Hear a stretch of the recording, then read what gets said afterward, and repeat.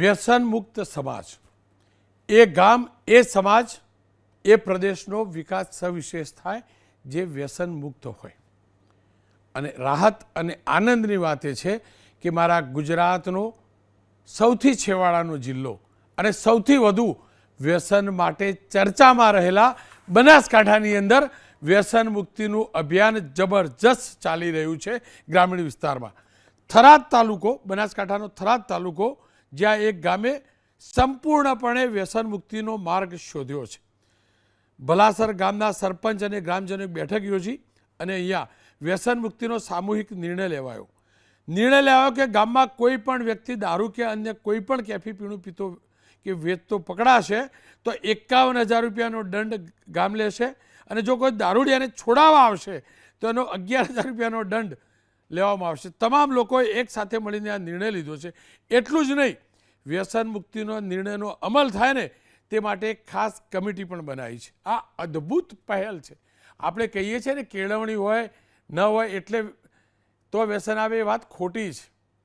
કદાચ કેળવણી ઓછી હશે પણ વ્યસનથી મુક્ત થવાનું આ ભણેલા કરતાં ગણેલા લોકોમાં જબરજસ્ત વ્યસન મુક્ત ગામને કરવાની આ મુહિમ છે.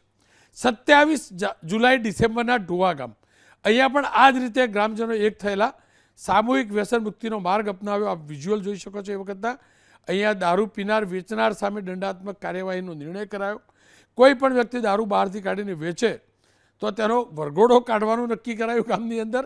અને દારૂ પીતા કે પકડાય કે કોઈ પીવડાવતું હોય તો એને 51,000 રૂપિયાનો દંડ કરવો. હવે સમાજની વાત કરીએ.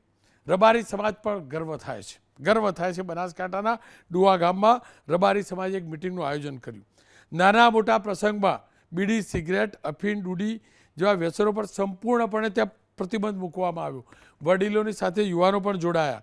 સાથે એ પણ કહ્યું કે કોઈ પણ પરિવારના પ્રસંગમાં બીડી, સિગરેટ તો ઠીક, પણ અફીણ કે કંઈ પણ વાપરવામાં આવશે તો પણ 51,000 રૂપિયાનો દંડ કરાશે.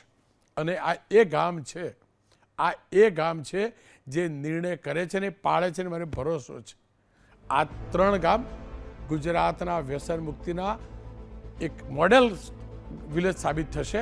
અનેક ગામે પ્રયાસ કર્યો છે ને સફળ પણ થયા છે. પણ આ જે વિસ્તાર છે ને એની અંદર આ મુહિમ જે છે અને જે રીતે એને શરૂ કરવામાં આવી છે, સંકલ્પ લેવામાં આવ્યો છે, ચોક્કસથી આ નવી દિશા બનાસકાંઠા આખા ગુજરાતને આપશે, ગુજરાતની નવી પેઢીને આપશે.